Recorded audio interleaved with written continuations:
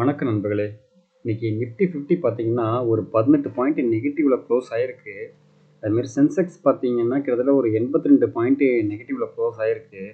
Nifty bank பாருங்க ஒரு 251 point நெகட்டிவ்லயும், ID பார்த்தீங்கன்னா 365 பாயிண்ட் நெகட்டிவ்ல க்ளோஸ் ஆயிருக்கு. இதில் பாசிட்டிவ்ல எது க்ளோஸ் ஆனது பார்த்தீங்கன்னா, ஆட்டோ செக்டர் மட்டும்தான். மற்றபடி எல்லா செக்டருமே பார்த்தீங்கன்னா நெகட்டிவ் சைடில் தான் க்ளோஸ் ஆயிருக்கு. பட் இதில் என்ன ஒரு பியூட்டின்னா, ஸ்மால் கேப் மிட் கேப்லாம் பார்த்தீங்கன்னா இந்த நார்மல் செக்டாரோட பயங்கர நெகட்டிவ்ல க்ளோஸ் ஆயிடுச்சு. இன்றைக்கி பார்த்தீங்கன்னா ஒரு பெரிய இறக்கம், சொல்லப்போனால் பெரிய அடின்னு வேற சொல்லலாம். ஸ்மால் கேப்லாம் பார்த்தீங்கன்னா 2% மேலே நல்லாவே இறங்கிடுச்சு. மிட் கேப்லாம் பார்த்தீங்கன்னா ஒரு 1.7, 1.9, 1.8 இந்த மாதிரி ரேஞ்சில், அந்த இன்பிட்வீனில் வந்து பார்த்தீங்கன்னா நெகட்டிவ்ல ஆல்மோஸ்ட் 2% வரைக்கும் கன்சிடர் பண்ணிங்க. அந்த அளவுக்கு ஒரு செமையான அடி அடிச்சிட்டாங்க. இன்றைக்கி அதிக ஸ்ட்ரீலிங் ப்ரெஷர் எது இருந்தது பார்த்தீங்கன்னா மிட் கேப் ஸ்மால் கேப்பில் தான் அதிகமாக இருந்தது. பட் லார்ஜ் கேப்பில் அந்தளவுக்கு இல்லை. ஏன்னா மோஸ்ட்லி ப்ராஃபிட்டை எல்லாமே பார்த்தீங்கன்னா ஸ்மால் கேப்பில் உள்ளது எல்லாத்தையுமே அதுலேருந்து கொஞ்சம் கொஞ்சமாக எடுத்துகிட்டு வெளில போயிட்டே இருக்கிறாங்க இன்வெஸ்டர்ஸ் எல்லாமே. இதில் என்ன ஒரு பியூட்டினா, எஃப்ஐ வந்து பார்த்திங்கன்னா நேற்றுக்கு ஒரு பையிங் சைடில் தான் இருந்திருக்காங்க. எஃப்ஐ வந்து பார்த்திங்கன்னா நேற்றுக்கு 890 கோடியும் வாங்கியிருக்காங்க. டிஐ பார்த்தாலும் வாங்கியிருக்காங்க. அவங்களும் 1091 கோடி வரைக்கும் வாங்கியிருக்காங்க. நேற்று 2 பேருமே வாங்கி பார்த்திங்கன்னா நேற்றைய மார்க்கெட் வந்து அந்தளவுக்கு ஒரு பாசிட்டிவ் இதில் வரல. பட் இன்றைக்கும் பார்த்திங்கன்னா ஒரு பாசிட்டிவ் மொமெண்டம்லாம் வரல. இன்றைக்கி கொஞ்சம் ஏறுன்னு எல்லாம் எதிர்பார்த்தாங்க. பட் ஆனால் ஏறல. இது என்ன கண்டிஷன் பார்க்கும்போது பார்த்திங்கன்னா இந்த இஸ்ரேல் ஈரான் ஒரு இஷ்யூ தான். இப்போ இஸ்ரேல் வந்து என்ன சொல்லியிருக்காங்கன்னா, நாங்கள் இன்னும் ஹெவியாக அடிக்க போகிறோம் ஈரானை அப்படிங்கிற மாதிரி சொல்லியிருக்காங்க. அதுக்கேற்ற மாதிரி எல்லா இதுவுமே நாங்கள் தயார் பண்ணிட்டோம் அப்படிங்கிற மாதிரி சொல்லியிருக்காங்க. இல்லை ஒவ்வொரு லீடராக பார்த்து அவங்க கரெக்டாக குறி வச்சு தாக்கிக்கிட்டே இருக்கிறாங்க. இது வந்து ஈரானுக்கு ஒரு பெரிய ட்ராபேக்காக இருக்குது.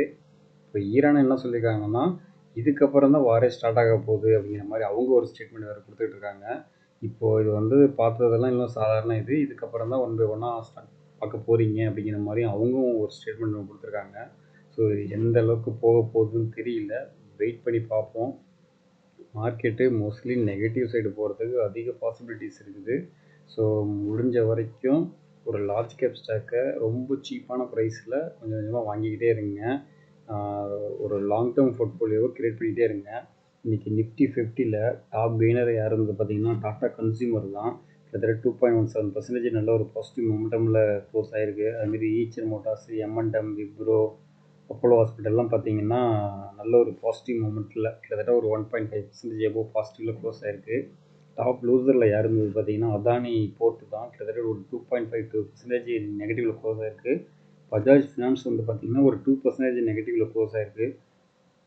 அதானி என்டர்பிரைசஸ், கோல் இண்டியா, டெக் மஹிந்திரா எல்லாமே பார்த்திங்கன்னா ஆல்மோஸ்ட் ஒரு 1.5% எபோவ் நெகட்டிவில் க்ளோஸ் ஆகிருக்கு. இதில் வந்து பார்த்திங்கன்னா இப்போது பஜாஜ் ஃபினான்ஸு 900 ரேஞ்சில் இப்போ தான் வந்திருக்கு. இது இன்னும் ஃபர்தராக இறங்கிறதுக்கு அதிக பாசிபிலிட்டிஸ் இருக்குது. ஸோ வெயிட் பண்ணுங்கள். பஜாஜ் ஃபினான்ஸ் நல்லா சீப்பாக கிடைக்கும் போது வாங்கி போட்டுங்க. லாங் டேர்முக்கு இதெல்லாம் நல்லா ஒர்த்தபுளாக இருக்கும். அதுமாரி பார்த்தீங்கன்னா பிஃபோராக வந்து இது 9000 சம்திங்கில் இருந்துச்சு. இப்போ அந்த ஸ்டாக்கு ஸ்பிளிட்டு போனஸு அந்த ஒரு இஷ்யூனால பார்த்தீங்கன்னா இப்போ ஃபர்தராக இறங்கியிருக்கு. ஸ்பிளிட் ஆனதால் அந்த 900 ரேஞ்சில் தான் இருக்குது. இன்னும் இறங்கட்டும். ஒரு 800, 700 ரேஞ்செலாம் வரும்போது நல்லாவே வாங்கி போட்டுக்கலாம். லாங் டேர்முக்கு இதெல்லாம் நல்லா ஒர்த்தபுளாக இருக்கும். அதுமாரி பார்த்தீங்கன்னா இப்போதைக்கு யூஎஸ் மார்க்கெட்டு கொஞ்சம் மிக்சடாக தான் இருக்குது.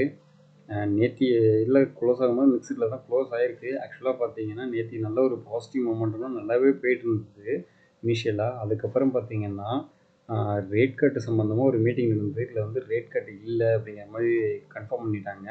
இதில் வந்து இனிமேல் ஜூலையில் வேணால் பார்ப்போம் அப்படிங்கிற மாதிரி சொல்லியிருக்காங்க. பட் அதுவும் கன்ஃபார்மாக இல்லை. அப்படி குறைச்சாலும் ஒரு 0.25% தான் குறைக்கிற மாதிரி தான் சொல்லியிருக்காங்க. பட் அது வந்து அந்தளவுக்கு ஒன்றும் இம்பேக்ட் ஆகாது. ஸோ இது வந்து ஒரு நெகட்டிவில் தான் போயிருக்கு. இது இன்றைக்கும் ஃபர்தராக இறங்கிறதுக்கு அதிக பாசிபிலிட்டிஸ் இருக்குது. அது ஏன்னு பார்க்கும்போது யூரோப்பியன் மார்க்கெட் ஆல்ரெடி இப்போ நெகட்டிவில் தான் போயிட்டுருக்கு, ட்ரேட் ஆகிட்டுருக்கு.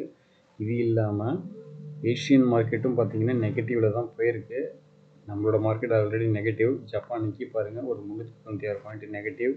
அதுமாதிரி ஹாங்ஸாங்கும் பார்த்திங்கன்னா ஒரு 472 பாயிண்ட் நெகட்டிவ். ஸோ மோஸ்ட்லி பார்த்திங்கன்னா எல்லாமே நெகட்டிவில் தான் இருக்குது. ஸோ அதனால் யூஎஸ் மார்க்கெட்டு நெகட்டிவில் ஓப்பன் ஆகிறதுக்கு அதிக பாசிபிலிட்டிஸ் இருக்குது. இதே இது வந்து பார்த்திங்கன்னா நம்மளோட மார்க்கெட்டு நாளைக்கு நெகட்டிவில் இருக்கிறதுக்கும் பாசிபிலிட்டிஸ் இருக்குது.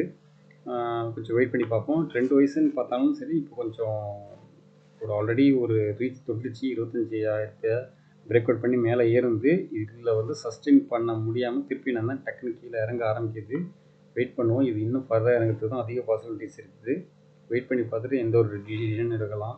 இப்போ கோல்டு வந்து பார்த்திங்கன்னா இப்போதைக்கு கொஞ்சம் 15 ரூபாங்கிற ரேஞ்சில் ப்ரைஸ் இன்க்ரீஸ் ஆகிருக்கு.